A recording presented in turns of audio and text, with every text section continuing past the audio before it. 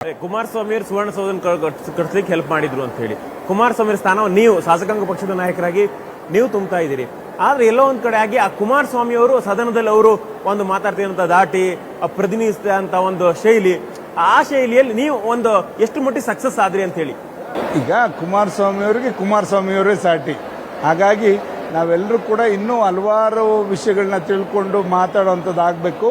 ಖಂಡಿತ ಮುಂದಿನ ದಿನಗಳಲ್ಲಿ ಆ ಪ್ರಯತ್ನಗಳಲ್ಲಿ ಹೋಗ್ತಾ ಎಲ್ಲ ಇಡೀ ರಾಜ್ಯವನ್ನು ಸುತ್ತಿ ನಾವೆಲ್ಲರೂ ಕೂಡ ರಾಜ್ಯದಲ್ಲಿರ್ತಕ್ಕಂಥ ಎಲ್ಲ ಭಾಗದಲ್ಲೂ ಸಮಸ್ಯೆಗಳನ್ನ ಅರಿತು ಅವನ್ನೆಲ್ಲ ಬೆಳಕಿಗೆ ಚೆಲ್ಲಿ ಇವತ್ತು ಅವೆಲ್ಲ ಸರಿಪಡಿಸಲಿಕ್ಕೆ ಸರ್ಕಾರವನ್ನು ನಾವು ಇವತ್ತು ಆ ಮುಖ ಮಾಡಲಿಕ್ಕೆ, ಆ ಕಡೆ ಮುಖ ಮಾಡಲಿಕ್ಕೆ ನಾವು ಇವತ್ತು ಪ್ರಾಮಾಣಿಕವಾಗಿ ಪ್ರಯತ್ನವನ್ನು ಪ್ರಯತ್ನ ಮಾಡ್ತೀವಿ. ಅಂದ್ರೆ ಈ ಒಂದು ಜೆಡಿಎಸ್ ಶಾಸಕ ಪಕ್ಷನಾಗಿ ಸಂಪೂರ್ಣ ಶಾಸಕರ ಮೇಲೆ ಹಿಡಿತ ಸುರೇಶ್ ಬಾಬು ಅವರಿಗೆ ಸಿಗ್ತಾ ಇಲ್ಲ ಅನ್ನೋಂಥ ಆರೋಪ ಅಲ್ಲಲ್ಲಿ ಚರ್ಚೆ ಆಗ್ತಾ ಇರುತ್ತೆ.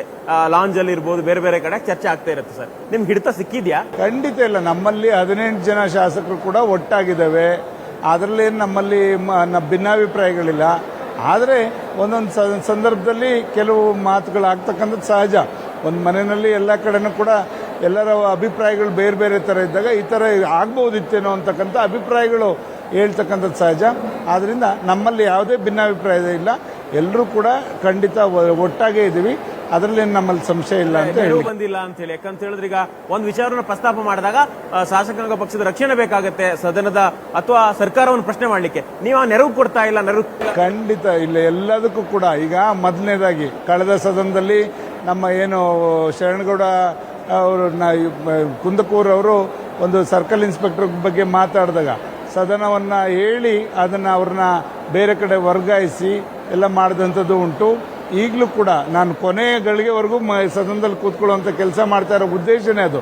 ನನ್ನ ಪ್ರಶ್ನೆಗಳಿಲ್ಲದೆ ಇದ್ರೂ ಕೂಡ ಇವತ್ತು ನಮ್ಮ ಸದಸ್ಯರ ಯಾರದೇ ಒಂದು ಏನೇ ಸಮಸ್ಯೆ ಬಂದಾಗಲೂ ಕೂಡ ಅದನ್ನು ಅವ್ರಿಗೆ ಒಂದು ನ್ಯಾಯ ದೊರಕಿಸ್ಕೊಡೋ ನಿಟ್ಟಿನಲ್ಲಿ ನಾನು ಅಲ್ಲಿ ಸದನದಲ್ಲಿ ಯಾವಾಗಲೂ ಕೂಡ ಕೂತ್ಕೊಳ್ಳುವಂಥ ಕೆಲಸ ಮಾಡ್ತಾ ಇದ್ದೀನಿ. ಖಂಡಿತ ಅವ್ರಿಗೆ ಏನೇ ಇರಲಿ ಅವ್ರ ಪರವಾಗಿ ನಾವು ಇರ್ತೇವೆ. ಅಂದ್ರೆ ಮೊದಲು ಮೈಸೂರು ಪಾದೆ ಸಂಬಂಧಪಟ್ಟ ಹಾಗೆ ಒಂದು ಅಪಸ್ವರಗಳು ಬಂತು, ಮಾಡಬೇಕು ಬೇಡ, ಜೆಡಿಎಸ್ ಬೆಂಬಲ ಕೊಡಬೇಕು ಬೇಡ ಅಂತೇಳಿ.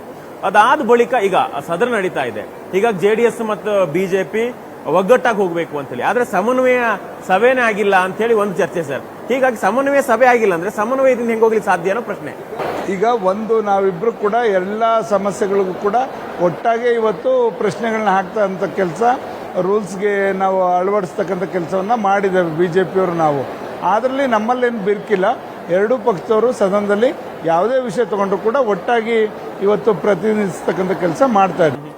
ಸರ್, ಸದನದಲ್ಲಿ ಜಿಟಿ ದೇವೇಗೌಡರು ನಿಮ್ ಬೆಂಬಲಕ್ಕೆ ಬರ್ತಾ ಇಲ್ಲ. ಜಿಟಿ ದೇವೇಗೌಡರು ಸಕ್ರಿಯವಾಗಿ ಪಾಲ್ಗೊಳ್ತಿದ್ದಾರೆ, ಆದ್ರೆ ಜೆಡಿಎಸ್ ಅನ್ನ ಪ್ರತಿನಿಧಿಸುವಂತ ಕೆಲಸವನ್ನು ಮಾಡ್ತಾ ಇಲ್ಲ, ಸರ್ಕಾರದ ಒತ್ತಡ ಹಾಕುವಂತ ಕೆಲಸವನ್ನು ಮಾಡ್ತಾ ಇಲ್ಲ ಅಂತೇಳಿ ಒಂದು ಚರ್ಚೆ ಸರ್. ಏನು ಅವ್ರು ಮನವೊಲಿಕೆ ಮಾಡೋ ಪ್ರಯತ್ನ ಮಾಡಿದ್ರಾ? ಈಗ ಸನ್ಮಾನ್ಯ ದೇವೇಗೌಡರು, ಸನ್ಮಾನ್ಯ ಕುಮಾರಣ್ಣವರಿಬ್ರು ಕೂಡ ಅವ್ರ ಜೊತೆ ಮಾತಾಡಿ ಅವರಲ್ಲಿ ಒಂದು ಸ್ವಲ್ಪ ಭಿನ್ನಾಭಿಪ್ರಾಯ ಇದೆ, ಅದನ್ನು ಸರಿಪಡಿಸುವಂಥ ಕೆಲಸ ಮಾಡ್ತೇವೆ. ಆದರೆ ಅವ್ರಿಗೆ ಸದನದೊಳಗೆ ನಮ್ಮ ಪಕ್ಷದ ವಿರುದ್ಧವಾಗಿ ಯಾವುದೇ ಥರದ ಒಂದು ಚಟುವಟಿಕೆನೂ ಕೂಡ ಅವ್ರು ಮಾಡಿಲ್ಲ, ಮಾಡೋದು ಇಲ್ಲ. ಅವರು ಹಿರಿಯ ಸದಸ್ಯರಿರೋದ್ರಿಂದ ಅವರು ಕೂಡ ನಮ್ಮ ಪಕ್ಷದವರೇ. ಒಂದು ಸ್ವಲ್ಪ ಮನಸ್ಸಿಗೆ ಸಮಾಧಾನ ಇಲ್ಲದೆ ಇರ್ಬೋದು, ಮುಂದೆ ಅದು ಸರಿಪಡಿಸ್ಕೊಂಡು ಎಲ್ಲರೂ ಕೂಡ ಒಟ್ಟಾಗಿ ಹೋಗುವಂಥ ಕೆಲಸ ನೀವೇ ಟಾರ್ಗೆಟ್ ಅಂತೇಳಿ. ಯಾಕಂದ್ರೆ ನೀವು ಯಾವತ್ತು ಶಾಸಕಾಂಗ ಪಕ್ಷದ ನಾಯಕರಾಗಿ ಆಯ್ಕೆ ಮಾಡ್ತಾರೆ ಅವತ್ತಿಂದ ಅವರ ಅಸಮಾಧಾನವನ್ನು ಬಹಿರಂಗವಾಗಿ ಹೊರಹಾಕ್ಲಿ ಶುರು ಮಾಡಿದ್ರು. ಸುರೇಶ್ ಬಾಬು ಅವ್ರ ಮೇಲೆ ಅಸಮಾಧಾನ ಅಂತ ಇವತ್ತು ಪಕ್ಷ ಏನಾಗಿದೆ, ಮೊದಲಿಂದ ಕೂಡ ಜನತಾದಳದಲ್ಲಿ ಇದ್ದೀವಿ ಅಂತಕ್ಕಂಥ ದೃಷ್ಟಿಯಿಂದನೋ ಒಂದು ಸಮಾಜ ಬೇರೆ ಸಮಾಜಕ್ಕೆ ಕೊಡಬೇಕು ಅಂತಕ್ಕಂಥ ದೃಷ್ಟಿಯಿಂದನೋ ಏನೋ ಒಂದು ತೀರ್ಮಾನ ಪಕ್ಷ ತಗೊಂಡಿದೆ. ಅವರು ಕೂಡ ಇವತ್ತು ನಮ್ಮ ಕೋರ್ ಕಮಿಟಿ ಅಧ್ಯಕ್ಷರಿದ್ದಾರೆ. ಇಲ್ಲೂ ಅಷ್ಟೇ, ಸದನದೊಳಗೂ ಅಷ್ಟೇ ಅವ್ರು ಹಿರಿಯ ಸದಸ್ಯರಿದ್ದಾರೆ. ಅವರ ಹತ್ರ ಚರ್ಚೆ ಮಾಡಿ ಅವ್ರು ಏನು ತೀರ್ಮಾನ ತಗೋತೀವಿ ಅಂತೀವೋ ನಾವೆಲ್ಲರೂ ಕೂಡ 18 ಜನ ಒಟ್ಟಾಗಿ ತೀರ್ಮಾನ ತಗೋತೀವಿ. ಜಿಟಿ ದೇವೇಗೌಡರು ಒಂದು ಕಡೆ ಹೇಳ್ತಾರೆ ಏನಂತ ಹೇಳಿದ್ರೆ ಸಿದ್ದರಾಮಯ್ಯ ರಾಜೀನಾಮೆ ಕೊಡುವಂತ ಅಗತ್ಯ ಇಲ್ಲ ಅಂತ ಹೇಳ್ತಾರೆ. ಮತ್ತೊಂದು ಕಡೆ ಕುಮಾರಸ್ವಾಮಿ ಹೇಳ್ತಾರೆ ಸಿಎಂ ಸಿದ್ದರಾಮಯ್ಯ ರಾಜೀನಾಮೆ ಕೊಡಲೇಬೇಕು ಅಂತಾರೆ. ಅಲ್ಲೇ ವ್ಯತ್ಯಾಸಗಳಿದೆಯಲ್ಲ ಸರ್, ಈ ವ್ಯತ್ಯಾಸ ಯಾಕೆ ಪಕ್ಷದಲ್ಲಂತ ಏನ್ ಸಮಸ್ಯೆ ಅಂತ ಕೇಳೋ ಪ್ರಯತ್ನ ಮಾಡಿದ್ರೆ ನೀವು? ಇಲ್ಲ, ಅದು ಏನಾಗಿದೆ, ಮೂಡಾದಲ್ಲಿ ಈಗ ಎನ್ಕ್ವೈರಿ ನಡೀತಾ ಇದೆ. ಮೂಡ ಎನ್ಕ್ವೈರಿ ನಿನ್ನೆನೂ ಕೂಡ ಒಂದು ತೀರ್ಮಾನ ತಗೊಂಡಿರ್ತಕ್ಕಂಥದ್ದು. ಯಾರೋ ಈಗ ಸಿದ್ದರಾಮಯ್ಯನವ್ರ ಏನೋ ಯಾರೋ ಆಮೇಶ ಒಡ್ಡಿದ್ದಾರೆ ಅಂತಕ್ಕಂಥದ್ದು ಎಲ್ಲ ಕೂಡ ಬೆಳಕಿಗೆ ಬರ್ತಾ ಇದೆ. ಅದೆಲ್ಲ ಪ್ರೂವ್ ಆದಮೇಲೆ ಇವತ್ತು ಇಡಿ ಅವರು ಇವರೆಲ್ಲ ಏನು ಎನ್ಕ್ವೈರಿ ನಡೆಸ್ತಾ ಇದ್ದಾರೆ, ಎನ್ಕ್ವೈರಿಲಿ ಏನ್ ತೀರ್ಮಾನ ಆಗ್ತದೆ ಅದಕ್ಕೆ ಎಲ್ಲರೂ ಕೂಡ ಬದ್ಧವಾಗಿರ್ಬೇಕಾಗ್ತದೆ. ಜಿಟಿ ದೇವೇಗೌಡರು ಸಂಬಂಧಿಕರಿಗೂ ಕೂಡ ಮೂಡದಲ್ಲಿ ಸೈಟ್ ಕೊಟ್ಟಿದ್ದಾರೆ ಅಂತೇಳಿ ನಿಮ್ಮ ಪಕ್ಷ ಶಾಸಕರು ಒಂದಿಷ್ಟು ಜನ ಅದರಲ್ಲಿ ಫಲಾನುಭವಿಗಳಿದ್ದಾರೆ ಅನ್ನುವಂತ ಆರೋಪ ಸರ್. ಈ ಬಗ್ಗೆ ನೀವು ಶಾಸಕಾಂಗ ಪಕ್ಷ ನಾಯಕರಾಗಿ ಏನಾದರೂ ಸ್ಪಷ್ಟನೆ ಕೇಳಿದ್ರ, ಏನಾದ್ರು ಸ್ಪಷ್ಟನೆ ತಗೊಂಡ್ರ? ಟಿ ದೇವೇಗೌಡರದ್ದು ಯಾವುದು ಕೂಡ ಅಲ್ಲಿ ಅಕ್ರಮವಾದಂಥ ಸೈಟೇ ಆಗಲಿ, ಅಕ್ರಮವಾದಂಥ ಹಗರಣ ನಮ್ಮ ಟಿ ದೇವೇಗೌಡರದ್ದು ಏನೂ ಆಗಿಲ್ಲ. ಆದ್ರಿಂದ ಅವ್ರೇನು ಭಯ ಪಡಬೇಕಾಗಿಲ್ಲ. ಅವರು ನೇರವಾಗಿ ಇವತ್ತು ಅದನ್ನ ಏನೇ ಇದ್ರೂ ಕೂಡ ಬಂದರೆ ಎದುರಿಸೋಂಥ ಶಕ್ತಿ ನಮ್ಮ ಪಕ್ಷದಲ್ಲಿ ನಾವೆಲ್ಲ ಕೂಡ ಮಾಡ್ತೀವಿ.